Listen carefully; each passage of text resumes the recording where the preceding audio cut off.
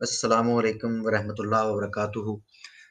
कैसर अहमद राजा साहब के चैनल के ऊपर आप सबको खुशामदीद कहते हैं। जितने भी नाज़रीन हमारे साथ जुड़ जुड़ चुके हैं, सबके शुक्रगुज़ार हैं। और जैसा कि आप जानते हैं कि ये डिबेट जो चल रही है कैसर अहमद राजा भाई और अवैस इकबाल भाई के दरमियान, ये मुबाहिसा 3 हिस्सों में तक़सीम किया गया था, जिसके 2 हिस्से जो हैं वो कंप्लीट हो चुके हैं।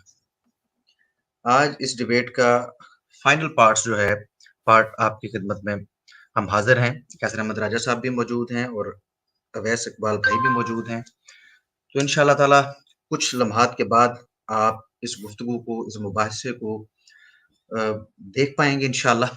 तो इसका मैं बता दूँ आपको कि इसका जो है वो किस अंदाज़ से इसको लेके चला जाएगा इस हिस्से को, ये आपके सामने स्क्रीन के ऊपर मौजूद है। 2 हिस्से हो चुके हैं। ये रेड वाले से नीचे जो येलो वाला हिस्सा है, इसके अंदर मेरी गुफ्तगू के बाद अवैस भाई को 15 मिनट दिए जाएँगे कि वो राजा साहब से अपने क्वेश्चन कर सकें, जो इस डिबेट के अंदर गुफ्तगू हुई है, उसके ऊपर उन्हें जो प्रॉब्लम्स हैं, जो उन्हें लगता है कि उनके वैलिड पॉइंट्स हैं।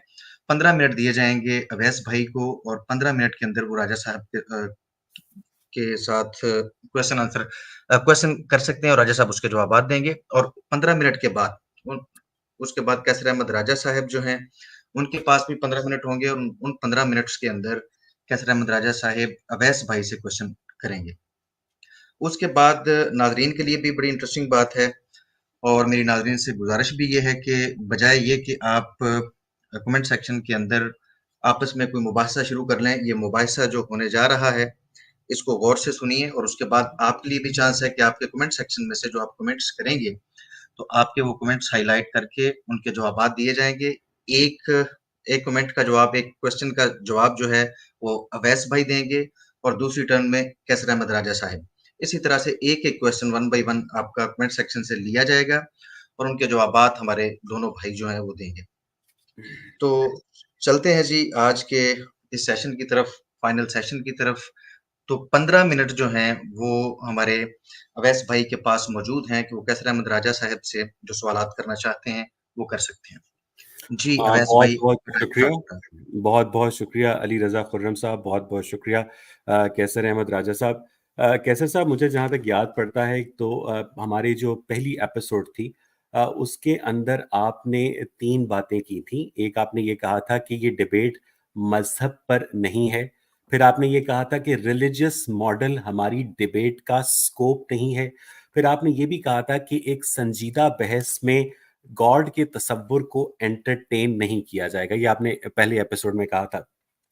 अच्छा, दूसरे एपिसोड में आपने सही मुस्लिम की हदीस नंबर 2789, जिसमें हफ्ते के 7 दिनों में इस दुनिया की तख्लीक हुई और हफ्ते के 7वें दिन जुम्मे वाले दिन हज़रत आदम की पैदाइश हुई, आपने इस हदीस का जवाब देते हुए ये कहा था कि इस्लामिक मॉडल पर मैं बात नहीं कर रहा। और आखिर में आपने कहा था कि इंसान को अल्लाह ताला ने बनाया है। तो कहीं आप इस्लामिक मॉडल पर बात नहीं कर रहे थे और आखिर में आपने इस्लामिक मॉडल पर जंप किया, राजा साहब, क्यों?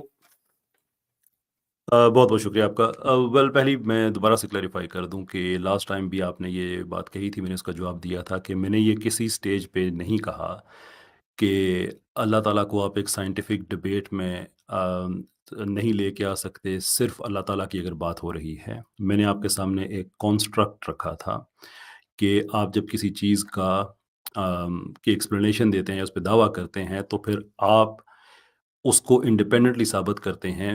उसकी मिसाल में मैंने ये बात कही थी कि इस डिबेट में अगर आप अल्लाह ताला का कहेंगे तो वो तो एक गॉड ऑफ गैप्स हो जाएगा। व्हिच इज़ टू से कि अगर इसमें एलियंस की कहानी को फिट करें या इवोल्यूशन की कहानी को फिट करें तो वो भी एलियंस ऑफ गैप या इवोल्यूशन ऑफ गैप हो जाएगा। So that is not to say कि मैं खुदा पे बात नहीं करना चाहता या किसी रिलिजन। हाँ, ये बात बिल्कुल ठीक है कि हमारी इस डिबेट का scope Islamic model of creation या किसी भी एक पर्टिकुलर रिलीजियस मॉडल वो नहीं है। इसका नाम बड़ा क्लियर है। मैंने और आपने हमारा कोई 20-25 ईमेल्स का एक्सचेंज हुआ कि क्रिएशन वर्सेस इवोल्यूशन है। रही बात आपकी कि जो एंड में मैंने कहा कि हमें खुदा ने बनाया है, हाँ, वो बात आपका गिला बिल्कुल दुरुस्त है। आई सेड दैट और मैं उस पे it's a moment of frustration for me, इसलिए कि मैं मेरी ये राय थी कि और अब भी है कि मैं किसी इंटरनेट के ट्रोल से डिबेट नहीं कर रहा। आप एक पब्लिश्ड ऑथर हैं, तो आपका डिबेट करने का एक मयार होगा। फ्रस्ट्रेशन में जब आप उस मेरी अपनी बात कह दी, आपका टाइम नहीं बनता था, तो आपने जंप करके बोले, किसने बनाया है? तो उसके जवाब में फिर मैंने भी अपने मेयार से नीचे आके आपको डायरेक्ट उसी टॉन्टिंग लहजे में चले जिसमें आपने राजा कहा साहब, कि मुझे फलाँ ने मुझे बनाया एक है। दफा एक दफा बट फिर दैट इज़ इजाजत। नॉट। ठीक है, ठीक मैं है, मैं आप अपनी अगर ये आप ये सिर्फ़ एक 10 सेकंड में कि ना वो कोई डिबेट का कोई बेहतरीन हिस्सा है, ना मुझे ऐसा करना चाहिए था टू बी फेयर। लेकिन आउट ऑफ फ्रस्ट्रेशन कि मैं आपसे डिबेट से बहुत बेहतर तवक्को कर रहा था, लेकिन आप जिस लेवल पे कर रहे थे, उसमें फ्रस्ट्रेशंस में मेरे मुँह से 1-2 बातें निकली, जो कि नहीं निकलनी चाहिए थी। चले, बहुत बहुत शुक्रिया राजा साहब। मुझे फिर बता दें कि एक दफा मुझे फिर अपने मयार से गिरना पड़ेगा कि इंसान को किसने बनाया है? सवाल डिबेट का ये है कि क्या इंसान इवॉल्व हुआ है? नहीं सिर्फ़ नहीं इंसान राजा नहीं, साहब, मुझे मुझे पे हम फ्रेज बात करने करें। देना, इंसान को किसने जी, बनाया है? ज़रूर। मैं वही अर्ज़ कर रहा हूँ कि ये हमारी डिबेट का स्कोप नहीं है। आप मुझसे पूछे किसने बनाया है, तो मैं एक मुसलमान हूँ, मेरा व्यू है कि इंसान को अल्लाह ताला ने बनाया है, जस्ट लाइक बाकी जितनी मखलूक़ात है उसको अल्लाह ताला ने बनाया है। लेकिन डिबेट हमारी ये है कि क्या इंसान अपना जी हाँ, ये तख्लीक शुदा है या ये इर्तिकाई मराहिल से गुज़र के यहाँ तक पहुँचा है। सिर्फ़ बिल्कुल ठीक। इंसान नहीं, जितनी भी मखलूक़ात अच्छा, हैं। दैट इज़ राजा साहब, बेसिकली। ठीक है राजा साहब, जी। इंसान को अल्लाह ताला ने बनाया है, आपने ये कहा कि बीइंग अ तो मैं कह रहा मुस्लिम हूँ कि ये मेरा अगर आप व्यू हाँ, पूछते हैं एज़ अ आपका मुसलमान, तो मैं अकीदा है, आपको बिल्कुल बताऊँगा, ठीक है। लेकिन हमारी डिबेट का ये स्कोप नहीं है। अच्छा, तो राजा साहब, अल्लाह ताला ने इंसान को कहाँ बनाया है? Again it has nothing to do, और ना ही देखें, कभी भी आप पढ़े लिखे आदमी हैं, तो मैं आपके इंटेलेक्ट को सामने रखते हुए मैं बात कहना चाहूँगा, होपफुली आपको ये बात समझ आएगी कि ये वो पॉइंट नहीं है जिससे आप तख्लीक वर्सेस इर्तिका की डिबेट को सेटल कर सर, सकते हैं। आप छोड़ दें। एंड अब मैं पढ़ा लिखा नहीं हूँ। मुझे आप क्या कहते हैं अपने स्टैंडर्ड से गिरे हुए सवाल करने दें। आप एवोल्यूशन के ऊपर जब क्रिटिसाइज़ करेंगे, मैं आपके सवालों के जी, जवाब दूँगा। आप ये इस बात लेकिन को आप जो आपने आपने लेकिन अब फिर आप ठीक है, आप स्ट्रॉ कह दें मैनिंग कि नहीं कर सकते ना। आप इस सवाल का जवाब नहीं देना चाहते कि आप अल्लाह फिर स्ट्रॉ ताला ने मैनिंग इंसान को कहाँ बनाया है? प्लीज़। देखें ना, मैं आपकी जो सिलेक्टिव हेयरिंग है, मैं उसको सोल्व नहीं कर सकता ना। कि जो मैंने अर्ज़ किया कि हमारी डिबेट का स्कोप हमारी कोई 20-25 ईमेल्स का एक्सचेंज हुआ है, शायद इससे ज़्यादा ठीक हुआ है। हुआ है, कि क्रिएशन वर्सेस इवोल्यूशन। आप मुझसे कह रहे हैं कि नहीं, अल्लाह ताला ने ये मैं कैसे बनाया, क्रिएशन पे जी मुझे बात कर ये रहा हूँ ना बताओ। आपसे। ह्यूमन मेरी मेरी बीइंग मेरी ह्यूमन अर्ज़ सुन बीइंग्स लीजिए वर ना, क्रिएटेड। मेरी अर्ज़ ह्यूमन सुन बीइंग्स वर लीजिए। क्रिएटेड अकॉर्डिंग टू यू हाँ जी, and you are not telling created me कि अल्लाह ताला ने क्रिएटेड इंसान को कहाँ बनाया है? ये डिबेट है ना कि क्रिएटेड। अब आप उसकी टेक्निकल डिटेल में अगर जाना चाहें, कहाँ बनाया, कैसे हुँ। बनाया, पहले क्या बनाया, बाद में क्या बनाया, that is nothing to do with our debate. वो चीज़ें सारी बाद में आने वाली हैं। तो पहला सवाल आपको ये आपको है पता नहीं है या आप कि बताना नहीं चाह रहे? बेस्ड नहीं, मैं एक संजीदा डिबेटर हूँ ना, मैं इसलिए मैं आपसे कह ये रहा हूँ गैर संजीदा कि सवाल है कि इंसान को अल्लाह ताला ने कैसे बनाया? ये भी गैर इन संजीदा सवाल है कि इंसान को अल्लाह ताला ने कहाँ बनाया? जी, जी। और ये भी गैर इ संजीदा सवाल है कि इंसान को अल्लाह ताला ने कैसे बनाया? किस इस डिबेट के कॉन्टेक्स्ट में इंतहाई गैर संजीदा है, और मुझे बताने हुँ, दीजिए क्यों? अगर जो मैंने आगे अर्ज़ किया ना कि ये वो पॉइंट नहीं है जिससे आप इर्तिका और तख्लीक की बहस को सेटल डाउन कर सकते हैं, क्योंकि अगर आप इस लाइन पे आएँगे, तो यूँ ही मैं आपसे पूछूँगा कि आप मुझे बताइए कि होमो अपना ऑस्ट्रेलोपिथेकस में पहली आप अपनी म्यूटेशन दफ़ा कौन-सी हुई पूछिएगा ना थी? राजा साहब, आप अपनी दफ़ा लेकिन पूछिएगा। ये तरीका ठीक नहीं है ना, मुझे आप पढ़े-लिखे आदमी मुझे हैं। मेरे 15 मिनट यूज़ कर लेने दें। ज़रूर, आप अपने एक आप सवाल मुझसे का इर्तिका और तख्लीक के बारे में सवाल पूछें, मैं आपसे ज़रूर कहूँगा, ठीक है, लेकिन मुझे बताएँ कि जब इंसान की तख्लीक कैसे हुई राजा साहब? इंसान की तख्लीक कैसे हुई, अम जब आप तख्लीक की बात करते हैं, तो अगेन मैं आखिरी दफ़ा कोशिश करूँगा, उसके बाद फिर आई आई डोंट नो कि आप डिबेट को किस तरफ लेके जाना चाहेंगे, क्योंकि because there is only a limit कि आप किसी को वो चीज़ समझा सकते हैं। इंसान की तख्लीक हुई कि नहीं हुई, दैट इज़ द क्वेश्चन। उसका तरीक़ाकार ये है कि हम जितना भी फिनोमेना है, जितनी भी क्रिएशंस हैं, उनको सामने रख के, जितनी भी चलिए क्रिएशन तो मैं कहता हूँ, आप तो उसको कहेंगे कि जितनी जितनी भी स्पीशीज़ हैं, उनको सामने रख के हम एनालाइज़ करें कि क्या ये क्रिएटेड लग रही हैं या हुँ। ये इवॉल्व लग रही हैं। That is the debate. आप उस सबसे पहलू तय करके आप डायरेक्ट आना चाहते हैं चीप पॉइंट स्कोरिंग पे कि नहीं, मुझे वो पिन पॉइंट करके बताओ ना कि अल्लाह ताला ने पहले क्या बनाया था, बाद में क्या बनाया था। नहीं, यानी आपके आप ये इंटरनेट में कह रहे हैं, ट्रोल चलें नहीं है ठीक ना। है, मैं चीप जी। पॉइंट स्कोरिंग कर रहा हूँ, मुझे सिर्फ़ ये बता दें राजा साहब हुँ। कि इंसान को अल्लाह ताला ने जुम्मे वाले दिन असर से लेकर इशा तक सही मुस्लिम की हदीस नंबर 2789 के मुताबिक एक साथ बनाया था? या इस हदीस में आहिस्ता? मैंने आपको बताया था कि ये हदीस जनाब रसूलुल्लाह आप सल्लल्लाहु अलैहि वसल्लम के अल्फाज नहीं है। आपको क्यों लगता है कि उनके अल्फाज हैं ये? अच्छा, ठीक है। मैं इस पे अपना टाइम आपने इस पे कोई मुझे तहकीक मुझे की है इस उम्मीद है पे? राजा साहब कि ये आपको एक स्केलेटन नज़र आ रहा होगा। ये आपको नज़र आ रहा, मुझे ये बताइएगा कि ये जो स्केलेटन है, ये जी। होमो सेपियंस का स्केलेटन है जो कि तख्लीक हुए थे, या ये चिंपैंजी का स्केलेटन है? क्योंकि आप फिजियोलॉजी और एनाटॉमी पर गहरा उबूर रखते हैं राजा साहब, ये देख के हुँ, बताइएगा। मैं नहीं बता सकता।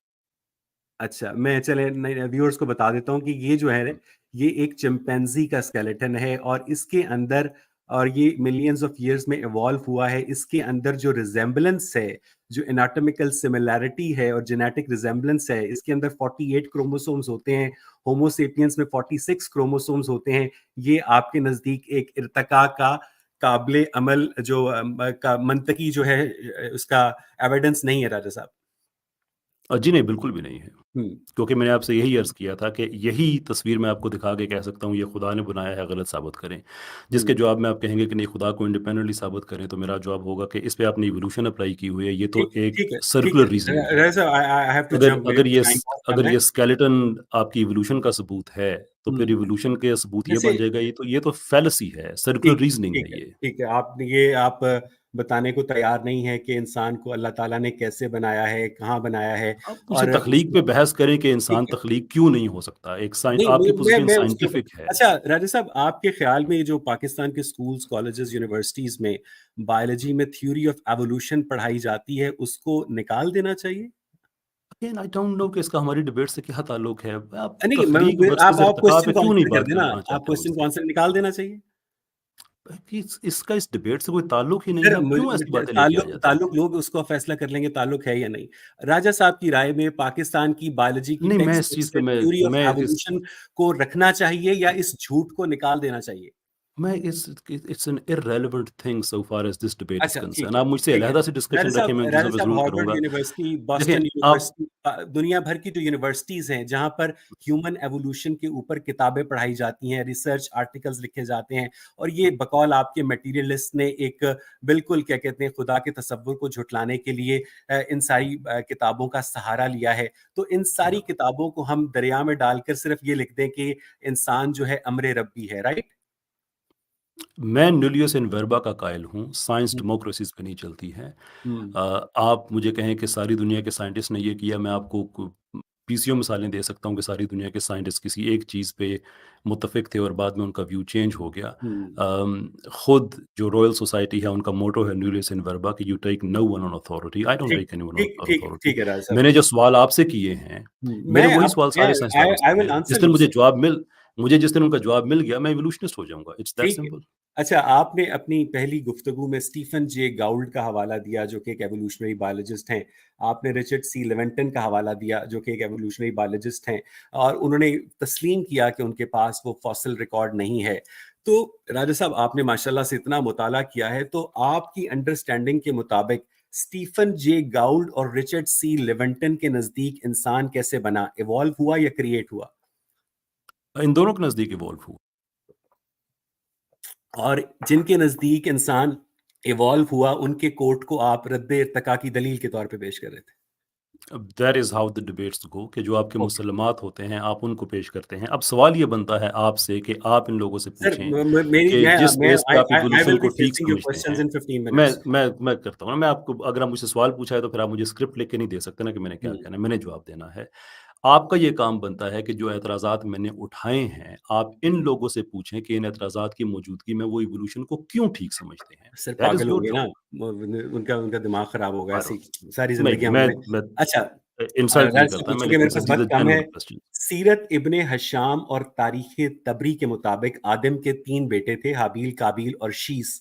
हज़रत शीस का बेटा था अनूश, अनूश का बेटा था कीनान, कीनान का बेटा था महलाइल, फिर यारद, फिर हज़रत इदरीस, फिर मुतशालिक, फिर लामिक, फिर हज़रत नूह, फिर साम, फिर अरफक्षार, फिर आयर, फिर फालिक, फिर अरगबा, फिर सारूक, फिर नाहूर, फिर आज़र, फिर हज़रत इब्राहीम, हज़रत इस्माइल, होते-होते 80 जनरेशंस के बाद हज़ूर सल्लल्लाहु अलैहि वसल्लम अप्रैल 571 ईस्वी में पैदा हुए। अगर हुँ, इनमें से हर एक की उम्र भी 100 साल लगाई जाए और हज़रत नूह की 900 लगाई जाए, तो ये 8800 साल बनते हैं। तो क्या ये सीरत इब्ने हिशाम और तारीख़ तबरी झूठ बोल रहे हैं राजा साहब? क्योंकि एनाटॉमिकली मॉडर्न ह्यूमन के जो फॉसिल्स हैं, वो तो 2.5 लाख साल पुराने हैं ना? नहीं, किसने कहा है कि झूठ बोल रहे हैं वो? अच्छा, नहीं, झूठ नहीं बोल रहे हैं। किसने उन्होंने कहा नाम है? At the 80 end of the day, generations गिनवाई हैं, हजरत आदम से ट्रू। लेकर हुजूर तक उन्होंने 80 जनरेशंस गिनवाई हैं। देयर हैज़ लुक, अगर आपका पॉइंट ये है ना कि ये फिर यहाँ तक ही इतने हज़ार तक ये जाता है, there is other science available. उसको there is a thing called genetic entropy. Even population genetic models में हमें साइंस ये बताती है कि हमारे जितनी भी जो म्यूटेशंस हो सकती हैं, उनकी एक सर्टेन लिमिट है और वो इतने हज़ार साल तक जा सकती है। उससे पहले हम जैसे कोई मखलूक़ात रही हो सकती है, मे बी रही हो सकती है, I don't know.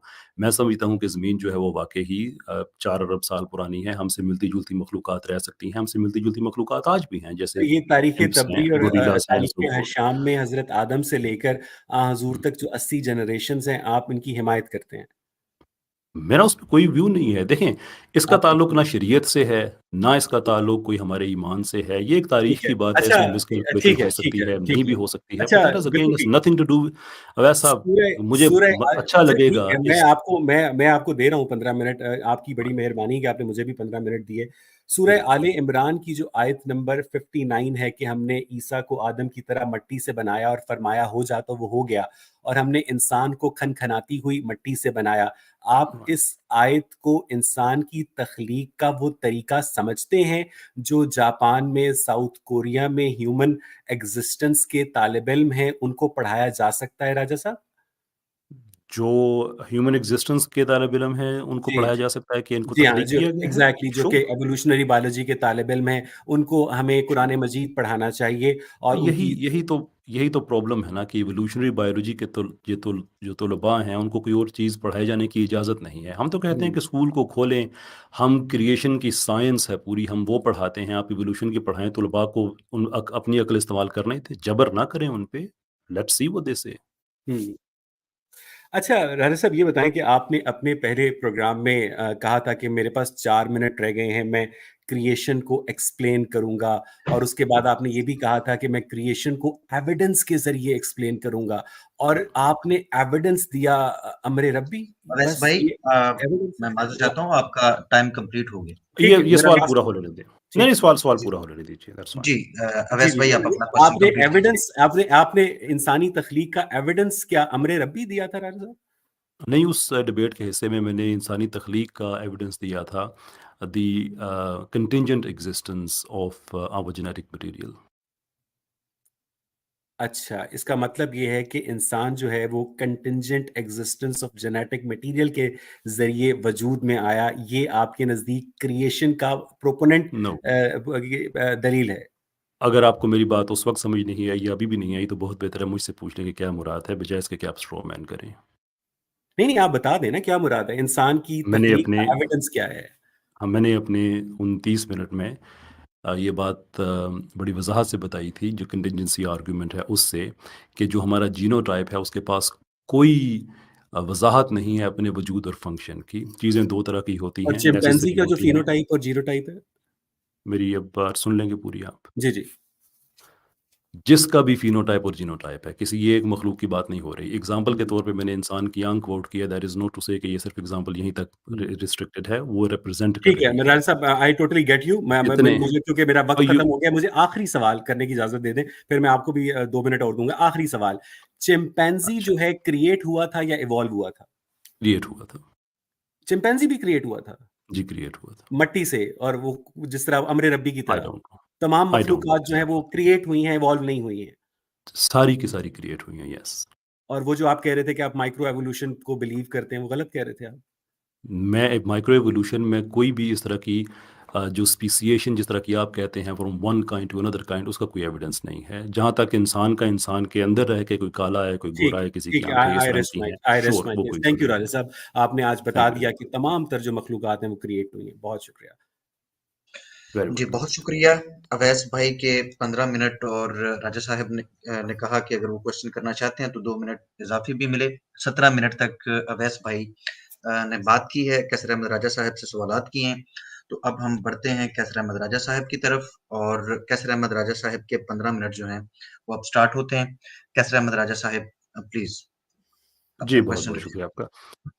Thank you आपका अली, थैंक यू आपका अवैस साहब। अवैस साहब, मैं आपसे एक सवाल पूछना चाहूँगा अपने बाकी सवालात के कॉन्टेक्स्ट उसको सेट करने के लिए, कि कैसे हमें पता चलेगा कि क्या चीज़ साइंस है और क्या चीज़ ईमान है?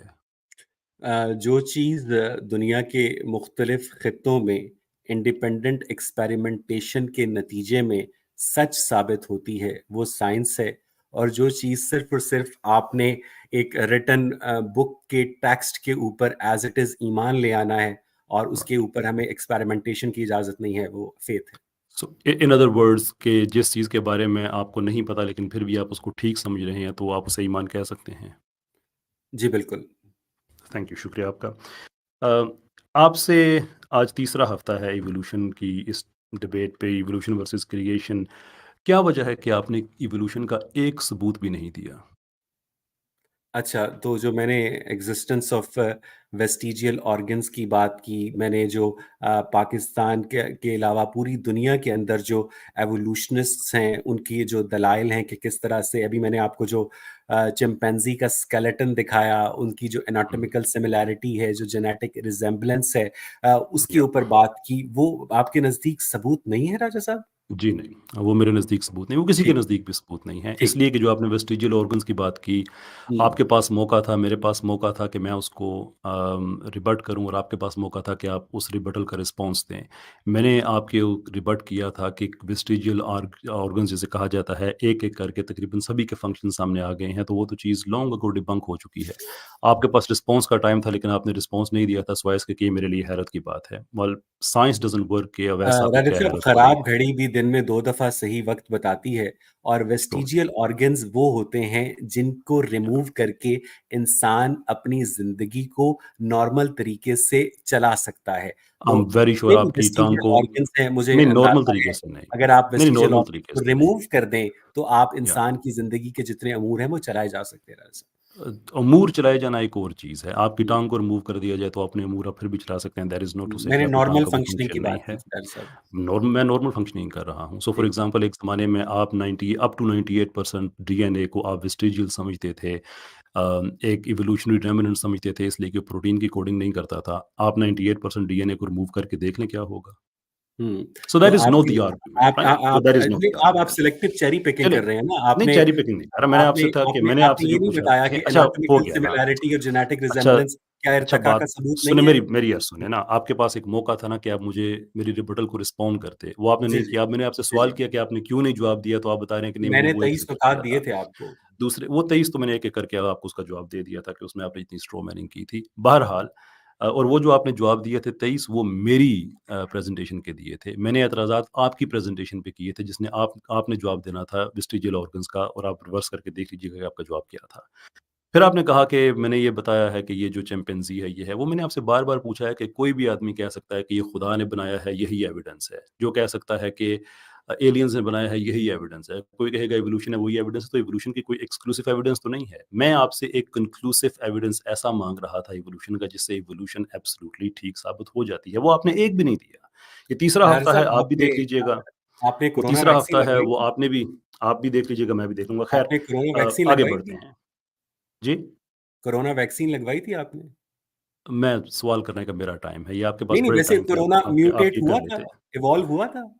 हाँ, वो हाथी बन गया था उसके बाद। मैं आपसे कह रहा हूँ ठीक कि है, मेरा टाइम है, आप चुप कर दीजिए। ठीक है। माइक्रो उसमें अगर हम फिर हॉरिज़ॉन्टल ट्रांसफ़र जीन की तरफ जाएँगे तो फिर वो मुश्किल हो जाएगी, इसलिए कि आम तौर पे हमारे इवोल्यूशनिस्ट इन चीज़ों को नहीं समझते हैं। तो आप ये जो पैथोजेन की लाइफ़ है उसको आप छोड़ दीजिए।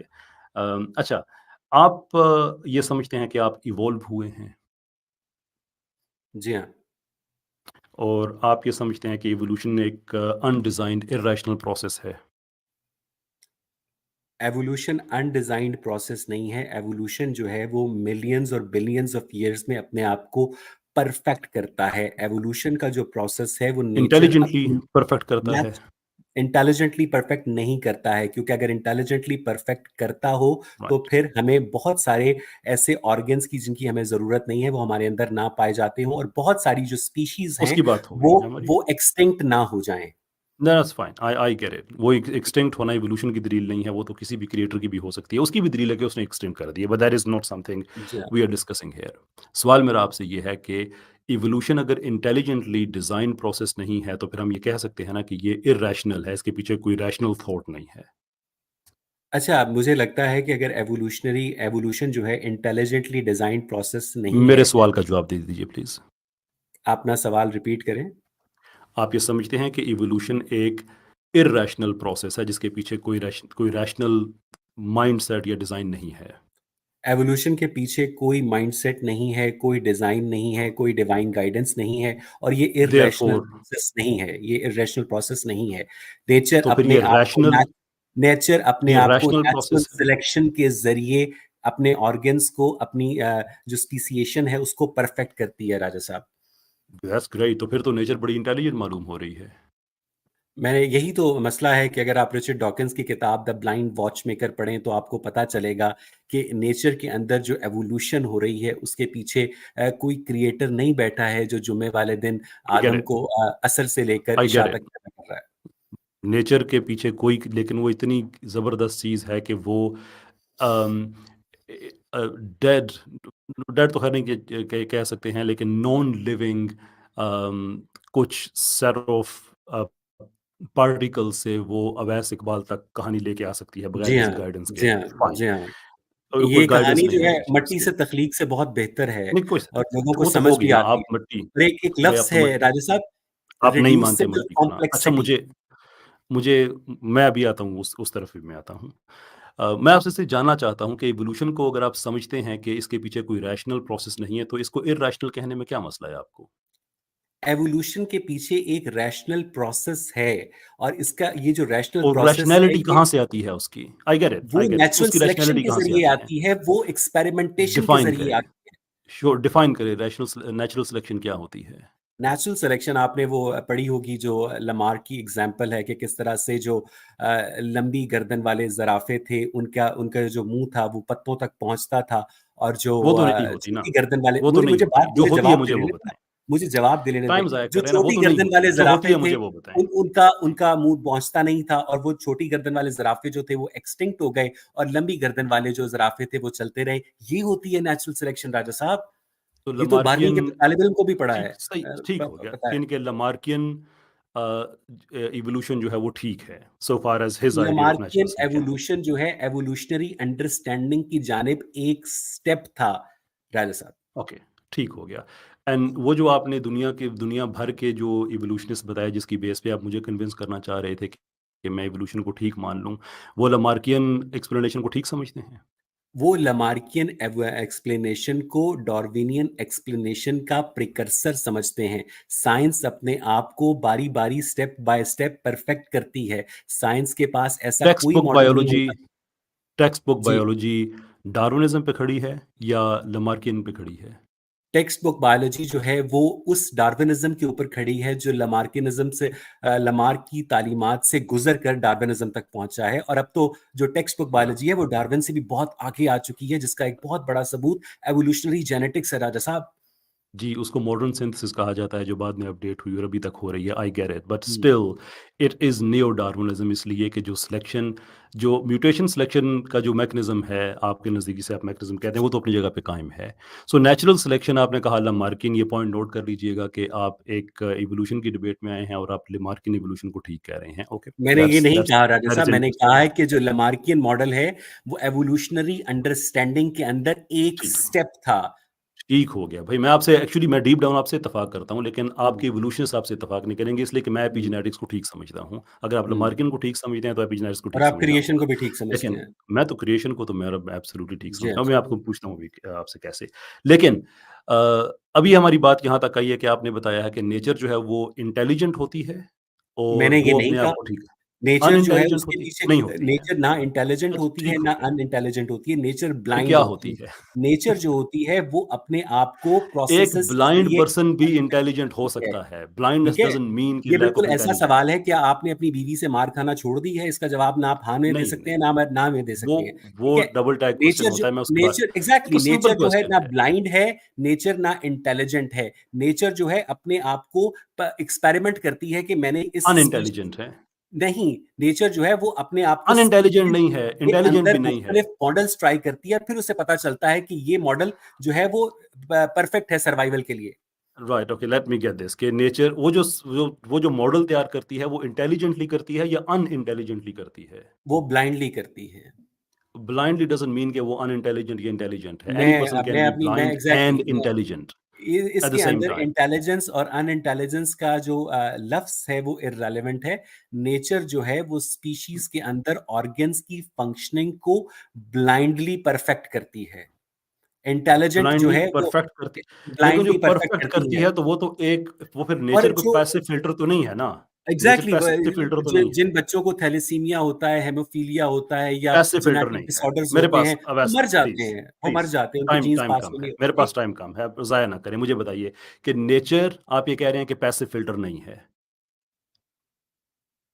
नेचर जो है वो एक्सपेरिमेंटेशन के जरिए स्पीशीज के अंदर मुख्तलिफ ऑर्गन्स की फंक्शनिंग को टेस्ट करती है, और जो ऑर्गन्स की एक्सपेरिमेंटेशन के फंक्शनिंग जरिए जो है, एग्जैक्टली एग्जैक्टली, नेचर के पास इंटेलिजेंटली कोई ऐसा एक्सपेरिमेंट टूल करती नहीं। है। नेचर ने कभी दावा नहीं किया लक़द खलक़नल इंसान फी अहसनी तक़वीम, और ऑब्वियसली साथ ही नॉट, फिर आई तालू एग्री कटे विद दैट, बच्चे भी पैदा कर दे। आई एग्री विद दैट कि वो नहीं या करती है, लेकिन मैं आपसे पूछना चाह रहा हूँ, देखिए दो ही चीजें हैं ना, कि इट्स आइदर इंटेलिजेंट और इट्स नॉट। आप नहीं नो, जवाब देना चाहते हैं कि हमें नहीं देना चाहता। क्योंकि गो ऑन मुझे सर। मुझे ये नेचर जो है वो कोई ऐसा, वो ऐसी कोई एंटिटी नहीं है जिसके अंदर कोई शऊर लगा हो।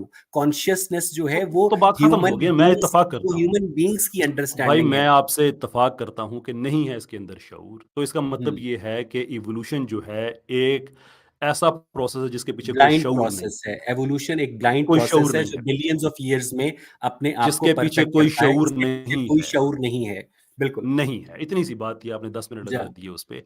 आप इवोल्यूशन को ठीक समझते हैं, और इवोल्यूशन एक ऐसा प्रोसेस है जिसके पीछे कोई शऊर नहीं है, और आपका दिमाग भी इवॉल्व हुआ है, ऐसी ही बात जाहिर है। है। जी जी। आप अपने उस दिमाग पे कैसे ट्रस्ट कर सकते हैं कि वो आपको इवोल्यूशन के बारे में ठीक इन्फॉर्मेशन दे रहा है, जो कि एक ऐसे प्रोसेस से इवॉल्व हुआ है जिसके पीछे कोई शऊर नहीं है।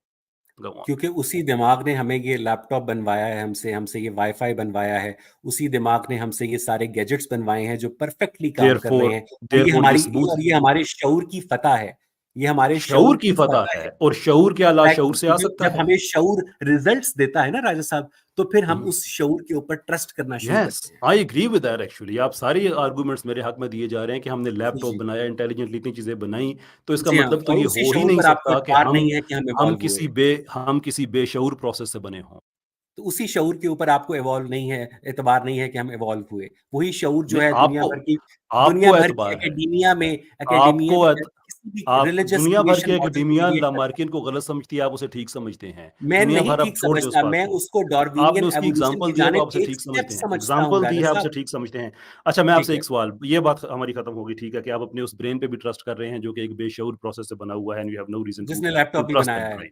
जिसने जिसने हवाई लैपटॉप जहाज भी बनाया बनाया है, है, और आप ये कह जिसने रहे हैं कि वाईफाई भी देखो वो जो बनाया है, मेरा, जिसने वाईफाई बनाया है, लैपटॉप बनाया है, जहाज बनाया है, उस पर क्वांटम हम साइंस ट्रस्ट नहीं कर डिस्कवर रहे, की और मैं है, आपसे बात और भी ये नहीं कर वो रहा हूँ। दिमाग है, और ये वो दिमाग है कि जो एक बेशऊर प्रोसेस का रिजल्ट है। Wow, that is just next level. Anyway, hmm, एक सवाल मैं आपसे पूछना चाहता हूँ, और टाइम बड़ा कम है, कोशिश कीजिएगा कि इसको मुख्तसरन ही आप एड्रेस कीजिएगा।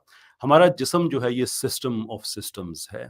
वक्त हमारे पास कम है, मैं सारे के सारे पिन एनालाइज नहीं कर सकता, सिर्फ एक को मैं डिस्कस करता हूँ।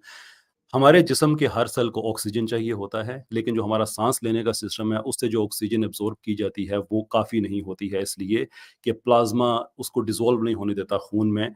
देयरफॉर यानी कि 1 लीटर खून हो तो उसमें तकरीबन 3 मिलीलीटर जो है उसमें तकरीबन ऑक्सीजन डिसॉल्व हो सकती है।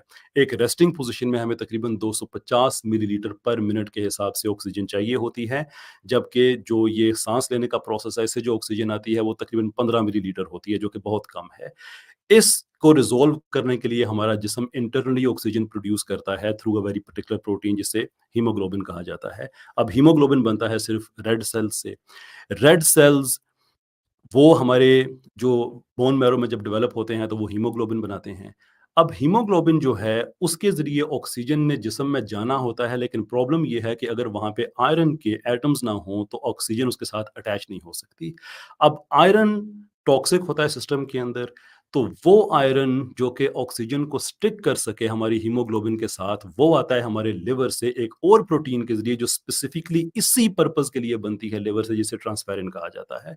और ट्रांसफेरिन जो है वो फिर जो हमारे स्टेम सेल्स हैं जो कि रेड सेल्स बनते हैं बाद में, उनके जो मेम्ब्रेन है, आउटर सरफेस है, वहाँ पे लॉक होते हैं और आयरन को डिलीवर करते हैं। वो आयरन लगती है फिर हमारे हीमोग्लोबिन पे, और फिर ऑक्सीजन लगती है हमारे उस आयरन के साथ, और ये पूरे जिस्म में जाती है। ये इतना कॉम्प्लेक्स सिस्टम है और इतना ज़बरदस्त सिस्टम है।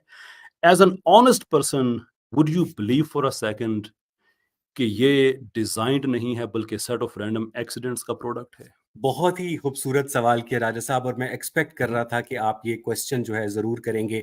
एज़ एन ऑनेस्ट मैं माफ़ी पर्सन, चाहता हूँ, मैं टोक रहा हूँ। रईस साहब, आपके 15 मिनट कंप्लीट हो ठीक चुके है, हैं। As an honest person 1-2 minute तो है ना मेरे पास। राजा साहब, जी, आपने जब जी। इसी से मिलता-जुलता पॉइंट उठाया था, जब आपने ब्लू आइज़ और ब्राउन आइज़ का जो न्यूक्लियोटाइड सीक्वेंस है वो लोगों को दिखाया था, और आपने कहा था कि क्या खूबसूरत सीक्वेंस है और इतना इंट्रिकेट हुँ। प्रोसेस जो है वो क्या ब्लाइंड है?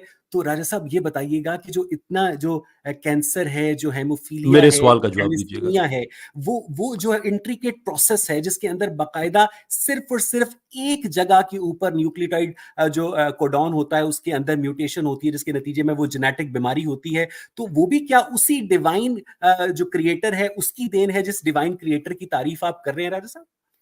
काइंडली मेरे सवाल का जवाब दीजिएगा। आप मेरे सवाल का जवाब, आप मेरे सवाल में मैं आपका क्रॉस जवाब छुपा मैं हुआ है कि मैं आप क्रॉस अपने एग्ज़ामिन कर रहा अपने हूँ। फर्जी नो, खुदा नो, के अब मैं आप क्रॉस अपने एग्ज़ामिन फर्जी कर रहा खुदा हूँ। को क्रेडिट देते मेरा हैं कि उसने सवाल इतना है कि इतना खूबसूरत निज़ाम कॉम्प्लेक्स बनाया। सिस्टम, और लेकिन ये आप सिर्फ़ उस एक सिस्टम मैंने आपको बताया है, सिर्फ़ एक। हुँ। आपके और मैंने आपको नज़दीक सिर्फ इसकी बेहतर 3-4 बीमारियों के नाम एक्सप्लेनेशन बताए हैं। इंसानों इसकी के बेहतर अंदर जो एक्सप्लेनेशन मिलियंस ऑफ क्या है? डिसीज़ेज़ हैं, अवैस इकबाल उस साहब, प्लीज़ उसका स्टॉप टॉकिंग ओवर रिस्पांसिबल मी। कौन है? Please stop talking over me. सवाल ये है, इतना कॉम्प्लेक्स सिस्टम आपको डिज़ाइन लग रहा है या सेट ऑफ रैंडम एक्सीडेंट्स का प्रोडक्ट लग रहा है? गो अगर ऑन। इतना कॉम्प्लेक्स सिस्टम जो है हर इंसान में परफेक्टली काम कर रहा हो तो वो डिज़ाइन हुँ, है, और अगर इतना कॉम्प्लेक्स सिस्टम मुख्तलिफ इंसानों में वेरिएबल परफॉर्मेंस दे रहा हो तो फिर वो एवोल्यूशनरी प्रोसेस का नतीजा है। प्लस हुँ। जितनी भी आपकी जेनेटिक डिजीजेज हैं उनका मेरा जो आपसे इंट्रिकेट सवाल मैकेनिज्म है वो इस बात का सबूत है कि देयर इज वो इस नो बात का परफेक्ट सबूत क्रिएटर। नहीं है। ठीक देयर इज़ ये इसका ठीक सबूत नहीं है। आप ठीक है। अगर किसी बुरे डिज़ाइन का, मैं नहीं, बस आखिरी बात ख़त्म करके मैं ख़त्म करता हूँ। वैसे आपने ये तो सवाल टोटल गोल कर दिया, लेकिन मैं इसकी बात पे रिस्पॉन्ड करना चाहूँगा कि अगर आपको किसी भी बुरे डिज़ाइन पे अगर आपको एतराज़ है, तो वो एतराज़ बज़ाते खुद डिज़ाइनर की एग्जिस्टेंस की एक्नॉलेजमेंट है, क्योंकि आप ये कह रहे हैं कि ये जो कि डिज़ाइन बुरा परफेक्ट है, विच इज़ डिजाइनर टू है, से, अब मेरी जो कि बात सुन परफेक्ट लीजिए ना। डिजाइनर है। और मेरी एक परफेक्ट क्यों, designer bad Awais design Iqbal क्यों साहब, करेगा आई राजा आई साहब? Really want to respect you कि आप बात हम्म, करने देंगे। आप इंटरनेट के ट्रोल नहीं हैं, ठीक। पब्लिश्ड ऑथर हैं, for goodness sake. Bad design का इल्ज़ाम बज़ाते खुद डिज़ाइनर की एग्जिस्टेंस की एक्नॉलेजमेंट है। आपकी एक ज़ाती डिसएग्रीमेंट है कि ये नहीं होना चाहिए था। But that is not to say कि डिज़ाइनर नहीं है। मुझे ट्रंप के बहुत से फैसलों से इख्तलाफ है, लेकिन मैं उन फैसलों को यूज़ करके ट्रंप की एग्जिस्टेंस से इनकार नहीं करता। हम्म। आपको एक है, खुदा से आपकी मुलाकात होगी, आप कहेंगे मैं समझता हूँ ये तूने गलत किया, sure, by all means do that. लेकिन ये आर्गुमेंट नहीं है for the non existence. Anyway, I rest my case for now. Thank you very much. जी, बहुत शुक्रिया। दोनों भाइयों का टाइम कंप्लीट हो गया और अब हमारी पब्लिक के लिए क्वेश्चन आंसर सेशन 20 मिनट का टाइम है। 20 मिनट के अंदर कमेंट सेक्शन के अंदर से कमेंट्स लिए जाएँगे और एक-एक क्वेश्चन जो है वो एक एक क्वेश्चन लिया जाएगा राजा साहब के लिए और एक अवैस भाई के लिए। तो हमारे नाज़रीन जो हमारे साथ जुड़े हुए हैं, जो वो सवालात करना चाहते हैं, जिससे सवाल हो उसका नाम लास्ट में या स्टार्ट में लाज़मी लिख दें ताकि हमें पता हो कि आपका क्वेश्चन किस भाई से है। तो हम स्टार्ट करते हैं जी, सवालात लेते हैं कमेंट सेक्शन में से।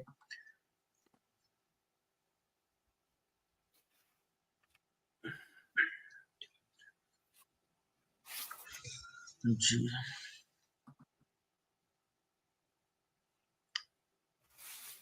ऐसे सवालात में से सवालात ढूँढना ही बड़ा काम होता है। जी, मैं वही देख रहा हूँ और कमेंट्स काफ़ी तेज़ चल रहे हैं। वैस इकबाल एक्सप्लेन एबायोजेनेसिस। ये बसालत एडम भाई का क्वेश्चन है कि एबायोजेनेसिस को एक्सप्लेन करें। मैं ढूँढता हूँ उनको जी, कहाँ पे हैं?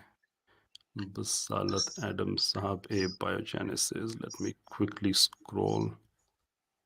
असल में क्वेश्चंस इतनी तेज़ी के साथ गिर रहे हैं कि स्क्रॉलिंग में थोड़ा-सा वैसे इकबाल साहब, सवाल तो आपको समझ लग गया। अगर आप शुरू करें जवाब, तो मैं इन द जी, मीन जी। टाइम मैं मैं ढूँढ इसका रहा हूँ। जवाब सिंपली ये है कि आज से तकरीबन 60-70 साल पहले अमेरिका के अंदर कुछ साइंटिस्ट ने लेबोरेटरी के अंदर एक एक्सपेरिमेंट किया था जिसमें उन्होंने मुख्तलिफ जो इनऑर्गेनिक मटेरियल्स हैं उनको मिक्स किया था आपकी गैसेस के साथ, इनर्ट गैसेस के साथ, और उसके अंदर वो इन्वायरमेंट क्रिएट किया था जो कि बायोलॉजिस्ट्स के ख्याल में 3 अरब 80 करोड़ साल से लेकर 3 अरब 50 करोड़ साल पहले जो प्लैनेट अर्थ के ऊपर कंडीशंस थी उनको रेप्लिकेट करने की कोशिश की गई थी।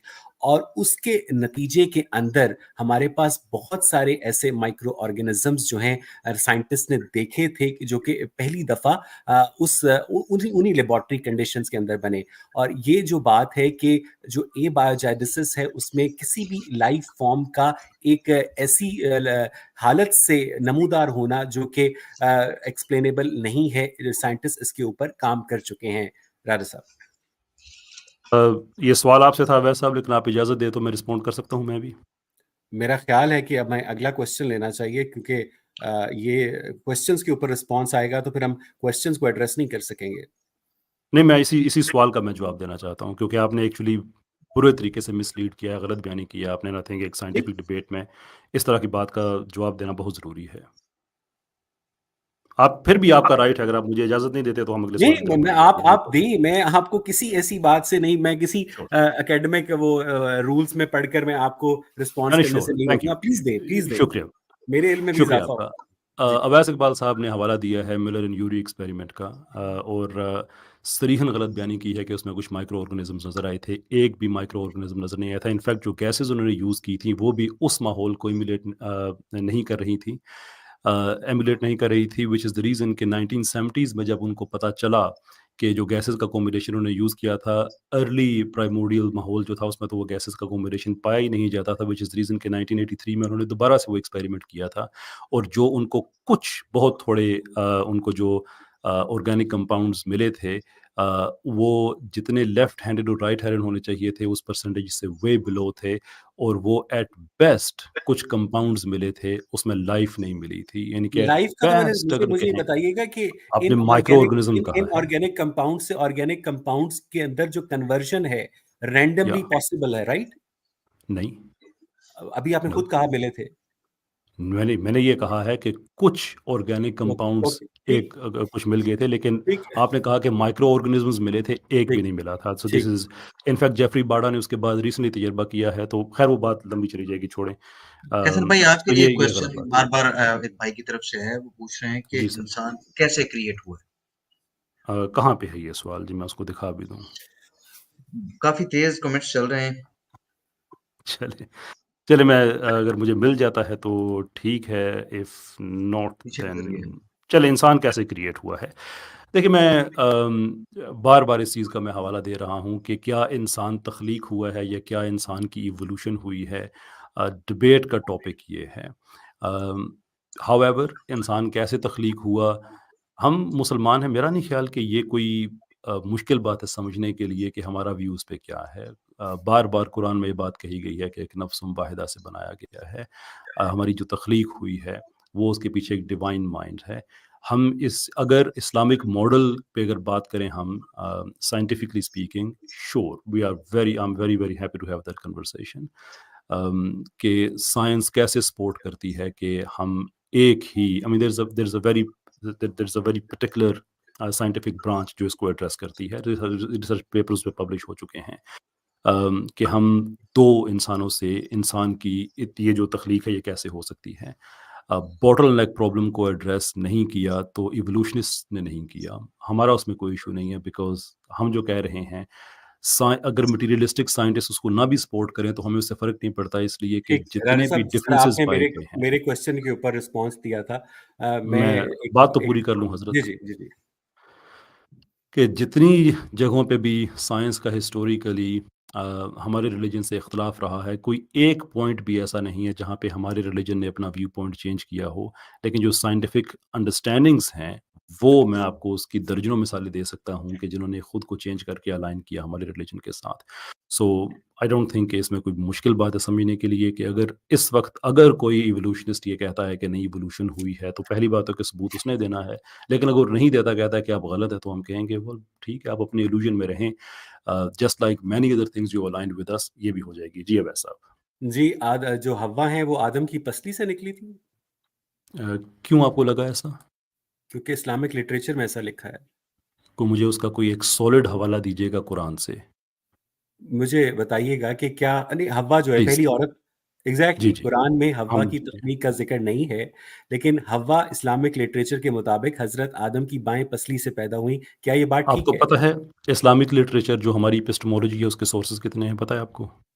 मुझे बताइएगा, क्या हव्वा आदम की पसली से तख्लीक हुई? आपको क्यों लगता है ऐसा?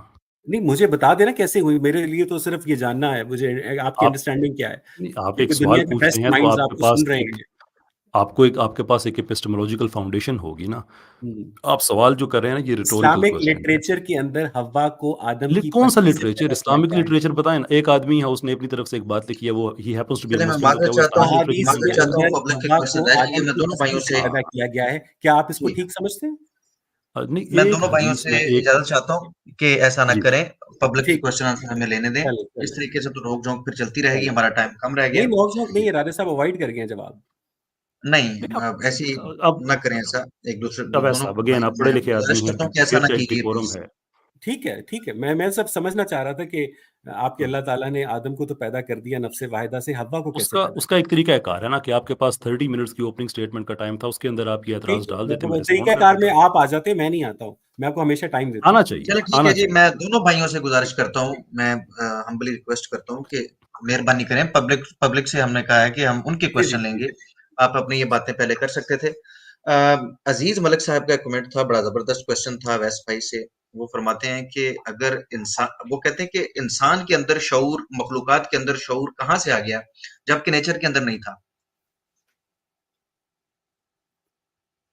अवैस इसका भाई। जवाब ये है कि इंसान का जो क्रेनियल साइज है वो आहिस्ता आहिस्ता इवॉल्व होते हुए इस स्टेज के ऊपर पहुंचा कि हमने बाकायदा टूल मेकिंग शुरू कर दी, और नेचर के अंदर जो शऊर है, जो कॉन्शियसनेस है, वो सिर्फ और सिर्फ ह्यूमन बीइंग्स के साथ एसोसिएटेड नहीं है।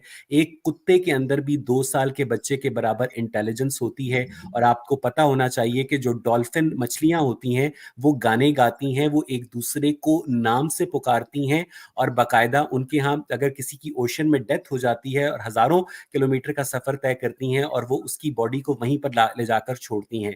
तो ये जो कॉन्शियसनेस की एवोल्यूशन है दर्जा बदर्जा, ये अपने अंदर इस बात का सबूत है कि नेचर के अंदर कॉन्शियसनेस इवॉल्व हुई है, क्रिएट नहीं हुई है। इनका जो भी नाम था, ये उनके लिए जवाब है। डिफेंडर नाम से देखिए राय हम साहब एक सवाल को सर सर मैं रिस्पॉन्ड कर सकता हूँ इस पे? मैं मुझे वैसा को तो मुझे नहीं लगता है करूँगा, वो मुझे बात लगता बिगड़ है कि अगर जाएगी। आप हर सवाल के ऊपर अगर आप रिस्पॉन्ड करेंगे तो फिर बकिया सवाल तो रह जाएंगे। लेकिन अब मुझे आपके फिर भी मैंने आपके रिस्पांस पर कोई इतराज नहीं, अब करें। जी राय साहब, अगर आप दोनों मॉडरेटर भाई साहब, एग्री हैं इस बात पे तो आप कर सकते हैं, क्योंकि जी जी, पहले आप करें, रिस्पॉन्स मैं अवैस बहस भाई नहीं ने किया करूँगा। था। रूल्स के पीछे नहीं मैं छुपता, मैं राइट। बहस नहीं करूँगा, मैं सिर्फ़ एक चीज़ पॉइंट आउट करना चाहता हूँ कि ये सवाल बड़ा ज़बरदस्त है कि इंसान के अंदर शऊर कैसे आया? देखिए, एक टर्म यूज़ की जाती है साइंस में, फ़िलॉसफ़ी में और फ़िलॉसफ़ी ऑफ साइंस में, जिसे कहा जाता है इनेफेबल। इनेफेबल वो चीज़ें होती हैं कि जो एग्ज़िस्ट करती हैं, लेकिन हम पूरी तरह से उनको ग्रास्प नहीं कर सकते, एक्सप्लेन नहीं कर सकते। इंसान का शऊर, इंसान का ज़हन, ये सारी की सारी मेटाफ़िज़िकल चीज़ें हैं बाय देयर नेचर, और ये किसी भी नेचुरलिस्टिक साइंस के अंदर ये एक्सप्लेन नहीं हो सकती हैं बिकॉज़ ऑफ देयर मेटाफ़िज़िकल नेचर। कोई हमारे पास ऐसी जीन नहीं है, गिवन द फैक्ट कि जो साइंटिफिक रिडक्शनिज़्म है, जो हर चीज़ को जीन्स पे रिड्यूस कर देता है, कोई हमारी ऐसी जीन नहीं है जो हमारे शऊर को अकाउंट करती हो, जो हमारे ज़हन को अकाउंट करती हो। We know that these things exist, but how, उसका ताल्लुक हमारी बायोलॉजी से बिल्कुल भी नहीं है। There is absolutely nothing in science जो हमें एक्सप्लेन करे सिवाय किसी किस्से कहानी के, यानी कि साइंटिफिक एक्सप्लेनेशन नहीं है। किस्से कहानियाँ तो सारी डार्विनियन इवोल्यूशन उस पे खड़ी है, उसमें हमें तो कोई राजा प्रॉब्लम साहब, नहीं है। अगर फिजिकल ब्रेन के अंदर कॉन्शियसनेस जो है I will not, metaphysical I wouldn't respond देखा, फिर आप छुप रहे हैं ना रूल्स इसलिए के कि हम पीछे, डिबेट में अपनी नहीं। दफा छुप जाते हैं, मेरी दफा आप तो रिस्पॉन्ड नहीं मैंने करते, आपसे ठीक है। तो फिजिकल इजाज़त लेके फिजिकल मैंने ब्रेन के किया था। अंदर जो मेटाफिजिकल मैंने कॉन्शियसनेस है वो फिजिकल ब्रेन की डेथ के बाद कहाँ चली जाती है? अगर आपको नहीं पता या मुझे नहीं पता, देयरफॉर इवोल्यूशन ठीक साबित हो जाती है। चलें, लोगों को फैसला करने दें। चलें जी, मेरा आगे ख्याल है बढ़ते कि हैं। उसके बाद कैसर आई अहमद वाज राजा साहब, एक्सपेक्टिंग अ बेटर आंसर आपके फ्रॉम लिए यू। डिफेंडर भाई बार-बार उन्होंने कमेंट किया, लेकिन इतनी तेज़ी से आगे बढ़ बढ़ जाता है कमेंट कि मैं उनकी बात समझ आप नहीं डिफेंडर पाया। साहब से कहें कि डिफेंडर साहब अगर सुन रहे हैं तो अभी कमेंट करें, इसलिए कि लास्ट टाइम भी मैं जो क्वेश्चन था उसका मैं हाईलाइट नहीं कर सका था। ओह! नहीं, 1 सेकंड जी, बिल्कुल। मुझे मिले थे। डिफेंडर साहब तब दोबारा कमेंट कर दें, फिर आपका ऊपर आ जाएगा, मैं फिर आपको मैं देख सकूँगा मैं। आप क्वेश्चन पढ़ दीजिए इनका इन द मीन टाइम। जी, उनका क्वेश्चन ये था कि आदम अलैहिस्सलाम के बारे में वो कहते हैं कि जब वो पैदा हो गए तो उनके बाद जनरेशन कैसे चली, शायद वो ये पूछ रहे थे। कंप्लीट मैं पढ़ नहीं पाया, आदम अलैहिस्सलाम तक पढ़ पाया। अच्छा कमेंट जी, उन्होंने मुझे काफ़ी दफ़ा किया। डिफेंडर साहब अगर आप सुन रहे हैं तो काइंडली आप एक दफ़ा फिर दोबारा कर दीजिए ताकि मैं आपका सवाल अच्छी तरह से ये कर समझ लूँ। दिया जी। कर दिया है जी डिफेंडर साहब, डिफेंडर अब साहब। इन्होंने क्वेश्चन चेंज कर दिया। खैर मुझे देखने दें एक दफ़ा, फिर वो स्क्रॉलिंग जंप लगा है तो उनका सवाल फिर कहीं ऊपर चला गया है। 1 सेकंड। यार अगर इसमें वो सर्च का नहीं, मिल गया, मिल गया। आखिरी यही उनका है, मैं देख लेता हूँ। राय साहब, इस्लामिक लिटरेचर में है कि ज़लज़ला इसलिए आता है जब अल्लाह को ग़ज़ब आता है। रियली आप इवोल्यूशन वर्सेस क्रिएशन की डिबेट में ये सवाल पूछना चाहते हैं? और इस पे हज़रत आयशा की सही हदीस भी हैं। Really wow fantastic.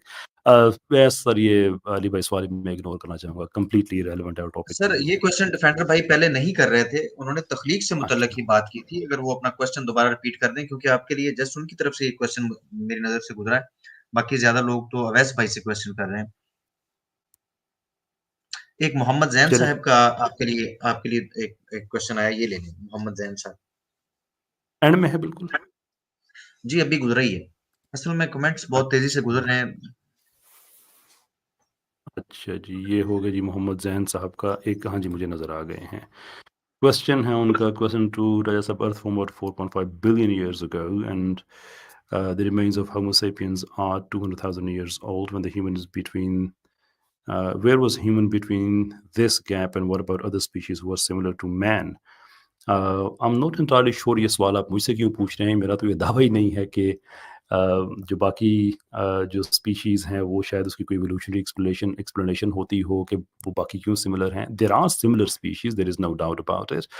But ultimately सवाल ये है कि अगर आपको कहीं सिमिलैरिटी मिलती है तो व्हाट डज़ दैट मीन? और फॉर एग्ज़ाम्पल हमें अगर लूसी का स्केलेटन मिलता है जो कि अराउंड समवेयर बिटवीन 35 एंड 40% हड्डियाँ मिली जिसमें से एक हड्डी किसी और की निकल आती है और उसको हम बेस बना के कहते हैं कि यू सी यहाँ से इंसान की इवोल्यूशन हुई है। एटलीस्ट ये उन स्पीशीज़ में से एक है जहाँ से इंसान की इवोल्यूशन हुई है, जबकि उसका एविडेंस ये है कि आपके पास कुछ हड्डियाँ हैं and that's that, nothing else. उस सिमिलैरिटी की बेस पे आप ये कहेंगे। या व्हेल मछली और इंडोहायस, पैकीसीटस वगैरह की 1-1, 2-2 हड्डियाँ आपस में मिल रही हैं और उस बेस पे आप कह रहे हैं कि बाय द वे ये व्हेल मछली है। Uh, science doesn't work like this. इसलिए कहता हूँ कि इवोल्यूशन के स्पेशल रूल्स हैं जो किसी और साइंटिफिक ब्रांच पे अप्लाई नहीं होते, which doesn't make it science anymore. तो ये आपका जो सवाल है कि ये 2 लाख साल, and by the way we don't know. ये मैंने एक और डिबेट में 12 रिसर्च पेपर्स के हवाले दिए थे कि वी डोंट नो कि वो कहाँ से एग्ज़ैक्ट वो पिन पॉइंट उसको करें कि कैसे वो इवोल्यूशन हुई है। सॉरी, कब इवोल्यूशन हुई है। तो that itself is a question. 2 lakh भी, 3 लाख साल भी बताए जाते हैं। But ultimately the important question is कि अगर इस पे कोई दावा है ऐसा कि इसके पीछे कोई और स्पीशीज़ हैं जिससे ये इवॉल्व हुई हैं, तो ये मेरा काम नहीं है आपको बताना, इसलिए कि मेरा ये दावा नहीं है। तो जहाँ तक मेरा ताल्लुक है, I don't think this question at all applies to me sir. जी, बहुत शुक्रिया। अवैस भाई, आपके लिए नदाए नदाए मोइन नाम से हमारे भाई हैं, उन्होंने क्वेश्चन किया है कि क्या एवोल्यूशन एस्टेब्लिश्ड साइंस है? नहीं, नहीं, ये बिल्कुल भी एस्टैब्लिश्ड साइंस नहीं है, इसीलिए ये दुनिया की किसी भी यूनिवर्सिटी में नहीं पढ़ाई जाती और अभी ये पाकिस्तान के स्कूलों की बायोलॉजी की बुक्स के अंदर भी नहीं पढ़ाई जाती और जैसे ही ये एस्टैब्लिश्ड साइंस हो जाएगी, तो फिर इसको दुनिया भर की जो एकेडेमिया है, वो पढ़ाने लग जाएगी। फिलहाल वो बच्चों को यही पढ़ा रहे हैं कि इंसान जो है अम्र रब्बी से पैदा हुआ है। जी, कैसर भाई, आपके लिए क्वेश्चन ये है कि आदम अलैहिस्सलाम के बाद उनकी नस्ल कैसे चली? क्या बहन भाई जो थे आदम अलैहिस्सलाम से जो पैदा हुए, क्या उनकी आपस में शादी हुई थी? We don't know that. ये सवाल अगर मुझे आप बता दें तो असल कहाँ में लिखा इतनी हुआ तेज़ी है तो से राजा साहब गुज़र रहे हैं कि मेरे लिए चलें ठीक है, फ़ोकस सवाल तो करना आ गया, बहुत। ठीक है। जी। चलें सवाल, अच्छा मुझे अभी नज़र भी आया था 1 सेकंड के लिए। नहीं कहीं चला गया। चलें, look we don't know this कि आदम अलैहिस्सलाम के बच्चों की आगे कैसे नस्ल चली थी। 2-3 एक्सप्लेनेशंस उसकी मौजूद हैं। हमारे मूलदीन अक्सर इंसेस्ट करते रहते हैं, लेकिन जो हमारी एपिस्टेमोलॉजिकल सोर्स है, जो कुरान है और सुन्नत है, उसमें इसका कोई हवाला नहीं मिलता। कोई एक हदीस मरफ़ू ऐसी नहीं है जो ऐसी बात कहती हो। कोई कुरान की आयत ऐसी नहीं है। इवन हाबील और काबील का झगड़ा जो कुरान में मेंशन हुआ है, उस झगड़े की भी वजह जो आम तौर पे बताई जाती है कि वो शादी करना चाहते थे एक ही लड़की से और एक ही बहन थी और ये वो वगैरह-वगैरह, या एक ही के जुड़वाँ थी और दूसरे की नहीं थी। कुरान में इसका कोई ज़िक्र नहीं है। We don't claim to know things, और हम ये समझते हैं कि हमारे साथ भी ये नाइंसाफ़ी है कि आप कोई इसराइलियात की कोई रवायत है, उसको हमारा म्यार बना के हमसे सवाल पूछना शुरू करेंगे। ये स्ट्रॉ मैनिंग होती है। हमसे वो पूछे जिसके हम दावे करते हैं। कम से कम 3 एक्सप्लेनेशंस दी जाती हैं, लेकिन उनमें से कोई भी ऐसी नहीं है जो शरीयत का हिस्सा हो कि वो नस्ल कैसे चली थी। सो वी डोंट नो कैसे चली थी। आपको पता ही नहीं है कि नस्ल इंसानी कैसे आगे बढ़ी है। आपको 1,24,000 पैगंबरों ने बताया ही नहीं। Do you want me to respond to that, Ali साहब? आपकी मर्जी है, आप रूल्स जी, का हवाला देंगे। टाइम बहुत कम है। मैं तो चाहता ठीक, हूँ कि पब्लिक पब्लिक के क्वेश्चन लिए जाएँ। इस तरीके से तो गुफ्तगू खत्म ही नहीं होगी। जी हाँ। अवैस भाई, आपके लिए सवाल आया था गुल मकई की तरफ से। वो आपसे पूछ रही हैं कि पहला सेल कैसे वजूद में आया था? इसको साइंस जो है वो परफेक्टली आंसर करती है, और आप इस दुनिया के अंदर जितने भी नेचुरल हिस्ट्री के म्यूजियम्स हैं, दो तरह के सेल्स होते हैं। एक होता है प्रोकैरियोटिक सेल और एक होता है यूकैरियोटिक सेल। जो प्रोकैरियोटिक सेल होता है वो सिंपलर सेल होता है और उसके अंदर माइटोसिस होती है, और जो यूकैरियोटिक सेल होता है वो एक कॉम्प्लेक्स सेल होता है जिसके अंदर सेल ऑर्गेनेलीज होती हैं। तो जो सिंपलर सेल है, जो कि पहला सेल है, जो कि हमारा यूनिवर्सल कॉमन एंसेस्टर है, वो आज से तकरीबन 3 अरब 80 करोड़ साल पहले प्लैनेट अर्थ के ऊपर जितने भी हमारी वाटरी एनवायरनमेंट था, जितनी भी हमारी एटमॉस्फेयर था, उसके नतीजे में जो उनकी इंटरैक्शंस थी, उसके नतीजे में पहला सेल जो है वजूद में आया था, गुलमकई। ठीक हो गया जी। कैसर अहमद राजा भाई, आपके लिए क्वेश्चन आया है कि इस दुनिया में इंसान को आए हुए कितना टाइम हो चुका है? We don't know that. मैं अवैस इकबाल साहब की तरह बिल्कुल नहीं करूँगा, जैसे अभी उनको बिल्कुल नहीं पता था पहला सेल कैसे वजूद में आया, because no one knows that. No one knows that. The origin, उसका ताल्लुक बायोलॉजी से भी नहीं है, उसका ताल्लुक वो केमिस्ट्री एक से लाख है, चौबीस रिलेटेड हजार बायोकेमिस्ट्री पैगंबरों ने से ये है। भी नहीं बताया तो कि नहीं, ऐसे ना आपको करें जी। आपको कैसर भाई और अवैस भाई काइंडली पर्सनल ना ठीक हों। है। नहीं, मैं और नहीं, मैं पर्सनली मैं तो मुद्दे सिर्फ़ पे एक पॉइंट दे बात रहा नहीं है। हूँ। मैं एक पॉइंट सामने एग्जैक्टली, रख रहा वी हूँ डोंट नो दैट, कि वी डोंट नो जैसे दैट, आज वी डोंट नो दैट। ये ये है यस, दिस इज़ देखिए, ये पब्लिक डिसाइड कर लेगी ना अवैस भाई, लेकिन अगर उसका इस तरह उसका से जो है ना, क्रिटिसाइज़ किया उसका जाए। एक ईमानदारी का जो तरीक़ाकार होता है ना, वो यही होता है कि अगर आपको नहीं पता तो आप कहते हैं आपको नहीं पता। हम्म, मैं अवैस इकबाल साहब अपना बाकी सारा टाइम इसका आपको देने को तैयार हूँ। जो आपने जिस यकीन से बता दिया ना पहला सेल कैसे बनता है, आप हम्म। मुझे उसकी ऑर्गेनिक केमिस्ट्री के अगर कंपाउंड्स बता देना कि वो किस तरह से जुड़ सकते हैं, मैं डिबेट अभी कंसीड कर देता हूँ। आप ये एवोल्यूशन फ़र्क है मुझ में, बात आप पूरी सुन एग्जैक्टली लीजिए। बहुत बहुत शुक्रिया राजा साहब। ये और फ़र्क आप है, ये बात वो पूरी सुन बंदा कह लीजिए। रहा है, ये वो बात बंदा पूरी कह सुन रहा है जो लीजिए। माइक्रो बात एवोल्यूशन को पूरी झूठ सुन लीजिए। समझता है। बात सुन अवैस, लीजिए बात अवैस पूरी भाई, सुन अवैस लीजिए। भाई बात सुन लीजिए। फ़र्क ये है मुझ में और आप में कि मैं इवोल्यूशनिस्ट नहीं हूँ जो किस्से कहानियाँ जो नहीं पता उस पे भी कोई ना कोई राय दे दूँ। जहाँ नहीं जी। पता, नहीं पता। आप बताएँ फर्स्ट सेल का, मैं अभी डिबेट कंसीड कर देता हूँ। मैंने अपने फर्स्ट सेल की क्रिएशन का जवाब दे दिया है।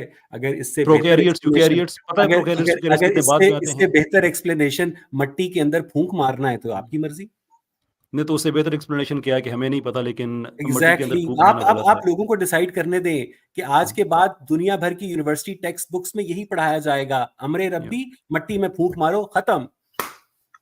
Is that's it? I mean that's your best that's it, जुगत जिससे दैट्स आप इट। इवोल्यूशन ठीक साबित कर रहे मैं हैं? इतना खुश हुआ हूँ आपकी इस नहीं, जवाब नहीं से। ठीक है आप अच्छा आई सही, सही। रिकमेंड अच्छा आप नोबेल आगे प्राइज बढ़ें। टू मैं यू, दोनों नोबेल भाइयों से प्राइज। बादल अवैस, चाहता हूँ। मैं लुक दोनों आई भाइयों से वांटेड टू बादल चाहता रिस्पेक्ट हूँ। यू एज़ देखें, एन एकेडमिक, लेकिन अगर आप उस लेवल पे नहीं आना चाहते हैं, तो मैं अपने लेवल से नीचे आके आपको मीट नहीं करूँगा। आप झुकने लगे नहीं, मैं हैं। दोनों भाइयों से बादल आपने चाहता हूँ मुझे कि मंगल मुझे के 1 दिन मिनट दे पैदा होने दीजिए। का टॉन्ट किया अवैस जी, था। जी, भाई, जी। आपने अपने लेवल से अवैस नीचे भाई, कैसर लेके अहमद राजा मुझे भाई, मंगल काइंडली वाले 1 दिन मिनट दे पैदा दीजिए। होने का टॉन्ट देखिए, किया बड़ी था अच्छी ना। गुफ्तगू हुई है।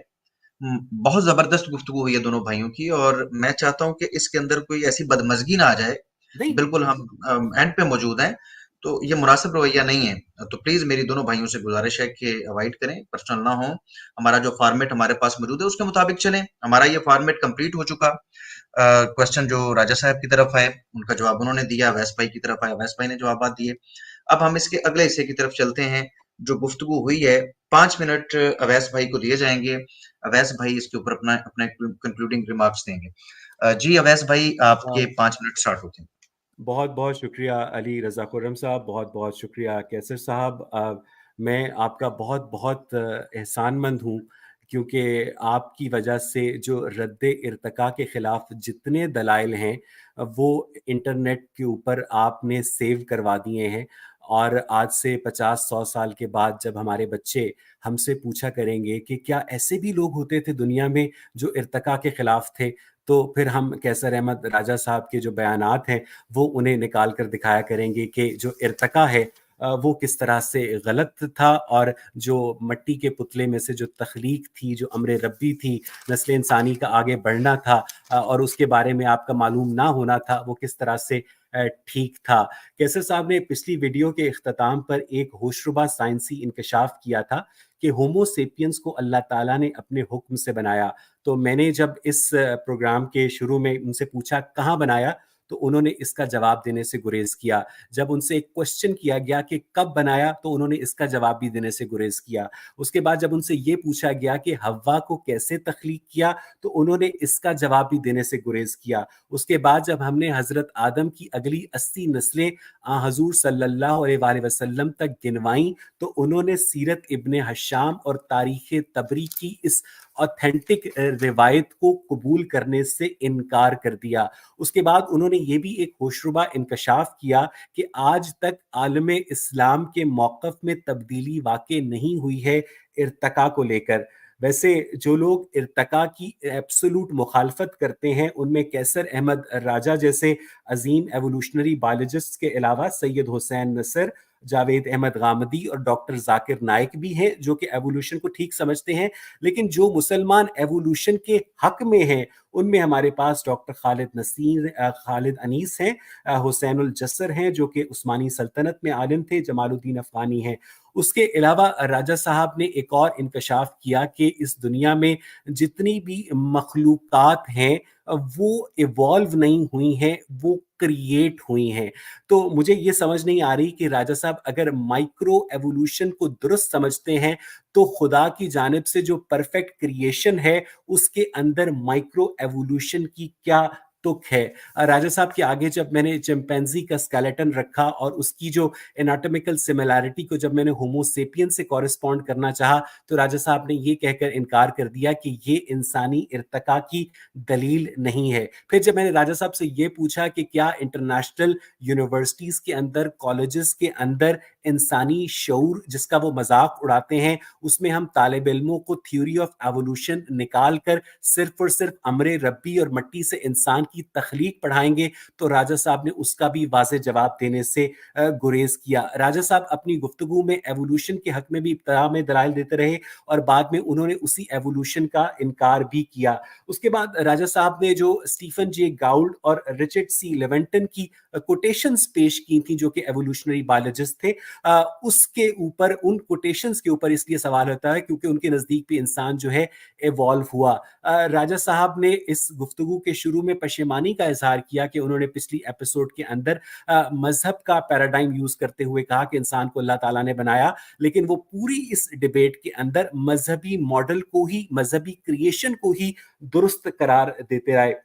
राजा साहब ने अपनी पहली गुफ्तगू में यह भी कहा कि मैं क्रिएशन को एविडेंस के जरिए एक्सप्लेन करूंगा, लेकिन राजा साहब ने वो भी नहीं किया। और राजा साहब एवोल्यूशन के अंदर वो सवालात जिनका जवाब साइंस ढूंढने की कोशिश कर रही है, उनको रद्द करने के बाद आज इंसानी शऊर को 21वीं सदी में ये बता रहे हैं कि मान जाओ कि इंसान को मट्टी के पुतले से तख्लीक किया गया है और ये इनका ईमान है और ईमान के ऊपर कोई सवाल नहीं किया जा सकता। मुझे लगता है कि राजा साहब की ये दलील जब पूरी दुनिया में ट्रांसक्राइब होकर सब टाइटल्स के साथ जाएगी, तो पूरी दुनिया के जो सहाफ़ी और साइंसदान हैं वो राजा साहब के पास आएंगे और उनको स्टॉकहोम लेके जाएंगे और उन्हें मेडिसिन का नोबेल प्राइज़ भी दिया जाएगा। और आखिर में मैं आज की जो इस गुफ्तगू है उसमें राजा साहब की डेटा टॉर्चरिंग को एक साइड पर रखते हुए यही कहूंगा कि बच बच के जरा मिंबर व मेहराब से चलना, खुद बोल के कहते हैं खुदा बोल रहा है। जी, बहुत शुक्रिया। आपके 5 मिनट वैसे भी कंप्लीट हो गए। अवैस भाई, कैसर अहमद राजा साहब, अब आपके पास 5 मिनट हैं। आप काइंडली अपनी बात कंप्लीट कीजिए इस गुफ्तगू के हवाले से। बहुत-बहुत शुक्रिया। आपका बहुत-बहुत शुक्रिया अवैस इकबाल साहब का, बहुत-बहुत शुक्रिया हमारी ऑडियंस का जो 3 हफ़्ते से हमारे साथ है। मुझे डिबेट के एंड में कोई हैरत नहीं हुई सिवाय एक के, और वो ये कि मैं समझता था कि अवैस इकबाल साहब कोई एकेडमिक लेवल पे आके कोई डीप टेक्निकल डिफेंस पेश करेंगे, कोई साइंटिफिक लॉज़ कुछ इस तरह से बताएँगे हमें। क्योंकि बहरहाल एक पब्लिश्ड ऑथर हैं और ये पैसे लेके अपने कोर्सेज़ बेचते हैं, जो अगेन उनका राइट है। मैं भी कॉर्पोरेट ट्रेनर हूँ, मैं भी पैसे लेके अपने कोर्सेज़ बेचता हूँ, दैट्स फाइन। लेकिन जिस लेवल पे चीप पॉइंट स्कोरिंग आपने देखी, ये एक थोड़ी-सी हैरत की बात थी। अपार्ट फ्रॉम दैट मुझे इस चीज़ की हैरत नहीं हुई, जो जो डिबेट का रिज़ल्ट है, उसकी एक वजह है। वो वजह ये है कि मैं बार-बार अपने बच्चों से ये कहता हूँ, जब यूनिवर्सिटीज़ में जाता हूँ, आगे-पीछे बात होती है कि इवोल्यूशन को अगर आपने खोल के रखना है, तो सिर्फ़ आप उस पे सवाल उठाना शुरू कर दें, दैट्स इट। जैसे अवैस इकबाल साहब ने इस डिबेट में परफ़ॉर्म किया, ये सारे ऐसे ही परफ़ॉर्म करते हैं। मिसाल के तौर पे एक एविडेंस अवैस इकबाल साहब ने इवोल्यूशन के हक़ में नहीं दिया कि इवोल्यूशन क्यों ठीक है? Why evolution makes sense? Nope. जो 1-2 इन्होंने हवाले दिए चिंपैंज़ी और ये वो वगैरह-वगैरह, जिस पे मैंने रिपीटेडली इनसे पूछा कि ये तो सर्कुलर रीज़निंग है, इस पे तो आप कह सकते हैं ये खुदा की तख्लीक है, तो आप क्यों नहीं मानते? उसको टोटली इग्नोर करके हर बार, because he understands the difficulty of that question. उनकी इंसिस्टेंस है कि मैंने कहा है तो मान लो बस, मुझसे नहीं और कुछ पूछो, जब मैंने कहा इवोल्यूशन है तो बस बात खत्म हो गई। हालाँकि वही एविडेंस है जिससे आप खुदा अप्लाई कर सकते हैं, एलियंस अप्लाई कर सकते हैं, कुछ और अप्लाई कर सकते हैं, बट नो। एवोल्यूशन का एविडेंस एक भी नहीं दिया। रिचर्ड से पूछ लो, गूल्ड से पूछ लो, ये एविडेंसेस हैं ये। आप उनसे पूछ लें कि अगर वो आपके हक में नहीं हैं, ये जो हवाले उन्होंने दिए हैं, तो फिर इवोल्यूशन को वो क्यों ठीक समझते हैं? That's your job. अगर ये आपका मेयार है, तो फिर आप कुरान से हवाले ना लेके आएँ, इसलिए कि अगर आप इस्लाम को ठीक नहीं समझते हैं, तो कुरान तो इस्लाम को ठीक समझता है। वो तो कहता है कि इस्लाम को तो दीन के तौर पे पसंद कर लिया गया। अगर आप तख्लीक के नज़रिए को ठीक नहीं समझते, तो आप बुखारी, मुस्लिम के आप हवाले क्यों लेके आते हैं? मैं ये नहीं कह रहा कि आप गलत कर रहे हैं। मैं कह रहा हूँ आप ठीक कर रहे हैं, लेकिन ये ठीक जब हम भी करते हैं ना, तो उसको बर्दाश्त किया करें, उसको फिर ये ना किया करें कि उनसे पूछ लें आप। बाकी जो जुगतबाज़ी वगैरह उन्होंने की, वो एक कस्टमरी हमारे इवोल्यूशनिस्ट में है। मैंने अपनी पहली हिस्से में भी कहा था डिबेट के कि ये शायद पाकिस्तानी जो इवोल्यूशनिस्ट है, शायद दुनिया का वाहिद तबका है जो जुगतबाज़ी के ज़रिए एक नज़रिए को ठीक साबित करना चाहते हैं, तो मैं उस पे रिस्पॉन्ड नहीं करूँगा। बाकी क्रिएशन पे अवैस साहब ने कोई डिबेट नहीं की। अलबत्ता चीप पॉइंट स्कोरिंग की कोशिश की कि हर चीज़ को वो कस्ट स्टैंडर्ड क्वेश्चन जो आपको बताओ इस्लाम में ये कैसा था, वो कैसा था, ये क्या था, वो क्या था। हालाँकि डिबेट हमारी हो रही है कि वेदर क्रिएशन मेक्स सेंस और इवोल्यूशन मेक्स सेंस, और मैंने बहुत कोशिश की कि इनको समझ आ जाए, लेकिन मेरा ख़्याल है कि इनको समझ थी, लेकिन ये समझना नहीं चाहते थे। ये चाहते थे कि बस मेरे पास कुछ ऐसा आ जाए कि बाद में मैं कह सकूँ कि देखो उसने इस्लाम पे बात नहीं की। हालाँकि मैंने आपको रिपीटेडली कहा है कि आप इस्लाम पे बात करना चाहते हैं, कि श्योर आप, मुझे कोई एतराज़ नहीं है, अपने क्वेश्चन भेज दें, मैं एड्रेस कर दूँगा। लेकिन ये कि नहीं मुझे बताओ फलाँ सूरत में ये क्या लिखा हुआ है। अंडरस्टैंड कि आप किस टॉपिक पे डिबेट करने आए हैं। इतने 20-25 हमारे जो एक्सचेंजेस हुए हैं उसके बाद। माइक्रो इवोल्यूशन का बार-बार उन्होंने हवाला दिया, और माइक्रो इवोल्यूशन पे मैंने बार-बार उनको बताया है कि मैं किसी अनगाइडेड इवोल्यूशन को मैं नहीं मानता। एडैप्टेशन जो होती है कि एक स्पीशीज़ अपने अंदर रहते हुए उसके अंदर तगय्युर हो सकते हैं, बिकॉज़ उसके अंदर इस तरह की कोडिंग पाई जाती है, लेकिन वो कोडिंग अपने वजूद की वज़ाहत नहीं दे सकती, अपने फ़ंक्शन की नहीं दे सकती, तो उसके लिए हवाला आपको चाहिए होगा कहीं एक्सटर्नल किसी एक ऐसे क्रिएटर के जो कि इस चीज़ पे कादिर है कि वो इस तरह की क्रिएटिविटी कर सकता है। मैं कोई इस पे कुरान या हदीस का हवाला नहीं दे रहा, इसलिए कि मैं क्रिएशन की पे बात कर रहा हूँ कि this is how creation makes sense. इस लेवल को आप मीट करें, बजाए इसके कि आप पॉइंट कीप स्कोरिंग पे आएँ, जो कि हमेशा करते हैं। सर्कुलर रीज़निंग मैंने आपसे पहले बताया था कि पहली जो किस्त थी, उसके बाद अवैस इकबाल साहब ने कोई जवाब नहीं दिया कि अगर डेटा इवोल्यूशन की एक्सप्लेनेशन है और इवोल्यूशन डेटा की एक्सप्लेनेशन है, तो ये सर्कुलर रीज़निंग है, ये फैलेसी है। संजीदा मुबाहिस में इसकी कोई गुंजाइश नहीं है। उसका जवाब तो दें, अभी तक कोई जवाब नहीं है। हीमोग्लोबिन का मैंने आपके सामने एक एग्ज़ाम्पल रखी, अवैस इकबाल साहब से अगेन कोई कुरान हदीस का हवाला दिए बगैर, सिर्फ़ क्रिएशन को सामने रखते हुए कि व्हाट डू यू थिंक कि क्रिएशन मेक्स मोर सेंस और इवोल्यूशन मोर मे और कि जो सेट ऑफ रैंडम एक्सीडेंट्स हैं that makes more sense. Awais Iqbal साहब ने पूरी कोशिश करके इससे जान छुड़ाने की कोशिश की। वो नहीं छूटी, वो आपको भी पता है, वो मुझे भी पता है कि इवेंचुअली उनको फिर वो जो जुगतबाज़ी कि नहीं, नहीं वो तो तुम्हारा इस्लाम, तुम्हारा ये। Answer the damn question man, that is why you are here. दुनिया देख रही है इस वक़्त आपको। No answer there. मेरे लिए जो सबसे ज़्यादा अम्यूज़िंग पार्ट रहा वो नेचर इंटेलिजेंट है कि अनइंटेलिजेंट है। कि नेचर इंटेलिजेंट भी है और अनइंटेलिजेंट भी है और अनइंटेलिजेंट नहीं भी है और इंटेलिजेंट नहीं भी है। आप नो आइडिया वो जो मीम्स बनती हैं जिसमें एक बुजुर्ग ये कहते हैं कि आखिर तू कहना क्या चाहता है? आई इमेजिन कि इस पे वो मीम्स बनेंगी। अ, आज मैंने उनसे जी, ये कैसे शुरू अहमद में राजा पूछा साहब था, आपके 5 मिनट कंप्लीट हो चुके हैं। सर ये जुमला शुरू किया था ये पूरा कर सकता हूँ अगर आप और अवैध साहब इजाज़त दें? ना दें तो मैं अवैस चुप कर भाई जाता इजाज़त हूँ। दें तो आप कर मैं सकते हैं। कभी भी रूल्स के पीछे नहीं छुपता हूँ, आप अगले 5 मिनट और बोल सकते हैं, मैं क्योंकि बस ये आप आखिरी जितना पॉइंट है। बोलेंगे लोगों को उतना शुक्रिया क्रिएशन आपका। समझ आएगी। जी, जी, बहुत शुक्रिया आपका। ओके। मैंने शुरू में इनसे पूछा था आज क्रॉस एग्ज़ामिनेशन में कि ईमान क्या होता है? तो उन्होंने बताया जिस चीज़ के बारे में ना पता हो एग्री किया इन्होंने कि उसको भी अगर आप मान लें तो वो ईमान होता है। मैंने जितने भी क्वेश्चन्स इनसे पूछे इवोल्यूशन के बारे में, इनके पास कोई जवाब नहीं था। सिवाय इसके कि ओ तुम्हारे कुरान में ये लिखा है, ओ तख्लीक में ये लिखा है, वो लिखा है। ना पता होना कोई बुरी बात नहीं है। हम सब इंसान हैं, मुझे भी कई चीज़ों का नहीं पता। That's perfectly okay.